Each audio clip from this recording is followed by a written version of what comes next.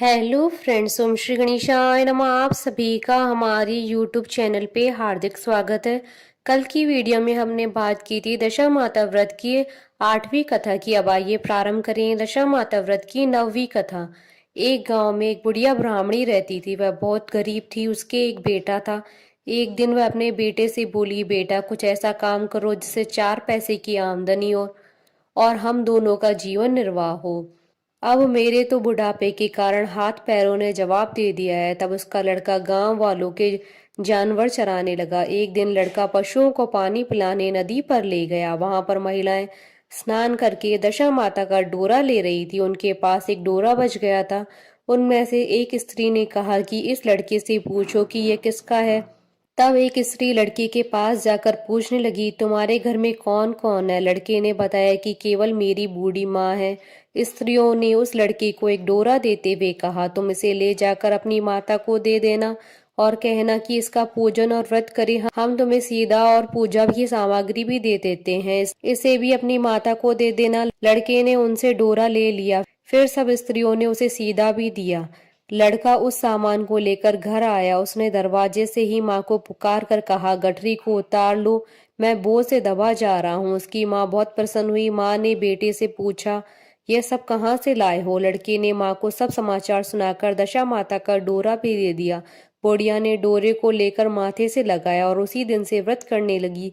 9 दिन तक कथा कहानी कहती रही। 10वें दिन उसने डोरे की पूजन की तैयारी शुरू की। वह देहरी के पास गोबर से लीप रही थी। उसी समय एक बहुत ही गरीब बुढ़िया आकर बोली, क्या कर रही हो बहन? उसने जवाब दिया, आज मेरे घर पर दशा माता का पूजन है, इसलिए लीप रही हूँ।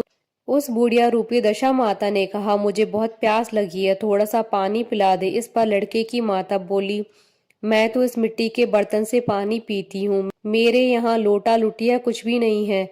तुमको पानी किस में भर के दूं? एक कटोरी ही मेरे घर में है, पता नहीं वह कहाँ पड़ी होगी। तुम जरा ठहरो, मैं कटोरी लेकर आऊं, तब तुमको पानी पिलाऊंगी।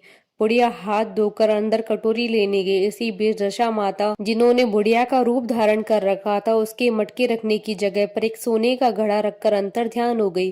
बुढ़िया कटोरी लेकर मटके के पास आई। वहां सोने का घड़ा देखकर घबराई। वह मन में सोचने लगी, मुझ पर बुढ़ापे में चोरी का नाम लगेगा, मैं चोर कहलाऊंगी। वह इस चिंता में दशा माता रूपी बुढ़िया को खोजने निकली। तब तक उसका लड़का भी घर आ गया। उसने माँ से पूछा, तुम किसे खोज रही हो? उसने बताया, अभी क्षीण अवस्था वाली बुढ़िया आई थी, यहाँ सोने का घड़ा रखकर न जाने कहाँ चली गई। लड़के ने बताया, वह ही तो दशा माता थी, उन्होंने तुमको यह घड़ा दिया है। दोबारा फिर कभी भी वह आए तो उनके स्वागत में कोई कमी नहीं रखना और उनकी आज्ञा का पालन करना। जब तुम नदी पर नहाने जाओ तो तुम्हें नदी के घाट पर जो भी चीज मिले उसको दशा माता का दिया हुआ प्रसाद समझकर ले लेना। किसी से यह पूछताछ मत करना कि यह चीज किसकी है, यह कहाँ से आई है। बुढ़िया नदी में नहाकर बाहर निकली तो उसे सोने का घड़ा भरा हुआ दिखाई दिया।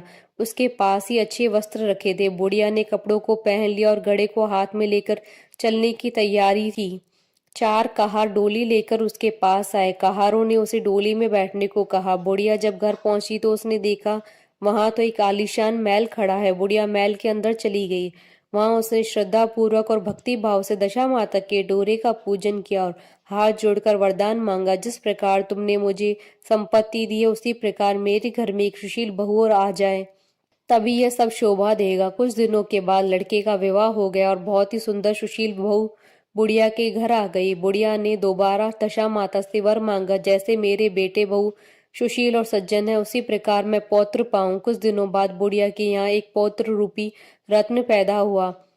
एक दिन बुढ़िया ने अपनी बहू को पास बैठाकर समझाया, मेरी यह सब संपत्ति दशा माता की प्रदान की हुई है, उन्हीं की कृपा से तुम इस घर में आई हो। मेरे नहीं रहने के बाद यदि कोई मैले कुचैले कपड़े धारण किए बुढ़िया तुम्हारे घर आए, उसे आंचल की छोर से पोंछ डालना, घिन मत करना, उनसे प्रार्थना करना, यह सब उन्हीं का ही दिया हुआ है। जब भी दशा माता का डोरा लेना हो तब उसको तुम अवश्य लेना और श्रद्धा पूर्वक उसका पूजन करना। जब भी तुम्हारे ऊपर संकट के बादल गिर जाएं तो सुहागनों को न्योतना, दशा माता की कृपा से तुम्हारी यह सब इच्छाएं पूरी होंगी।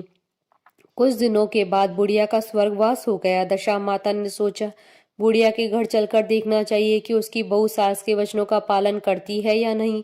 एक दिन दशा माता ने वृद्धा भिखारन का वेश धरकर उसके घर गई। उसे देखते ही बहू खड़ी हो गई, उसके पांव छुए और बालक को उसकी गोद में डाल दिया। उसकी श्रद्धा भक्ति से दशा माता बहुत ही प्रसन्न हुई। उन्होंने आशीर्वाद दिया कि तेरी धर्म बुद्धि है, भगवान तेरा सदैव कल्याण करेंगे, भंडारा भरपूर रहेगा, तू जो इच्छा करेगी वह तुझे अवश्य प्राप्त होगी। दशा माता ने जैसी कृपा बुढ़िया ब्राह्मणी पर की, वैसी कृपा भक्त जनों पर बनी रहे। बोलिए दशा माता की जय। आशा करती हूँ कि आपको दशा माता व्रत की नवी कथा का ये वीडियो पसंद आया होगा, तो आप इस वीडियो को अधिक से अधिक लाइक और शेयर कीजिएगा ताकि सभी भक्तों को इस वीडियो का लाभ प्राप्त हो सके। आप हमारे चैनल को सब्सक्राइब जरूर कीजिएगा अगर अब तक नहीं किया है तो, ताकि आप और हम कनेक्टेड रहें। साथ ही प्रेस करना ना भूलिएगा बेल आइकन को, जिससे नए वीडियो से रिलेटेड नोटिफिकेशन आपको तुरंत प्राप्त हो सके। ओम श्री गणेशाय नमः।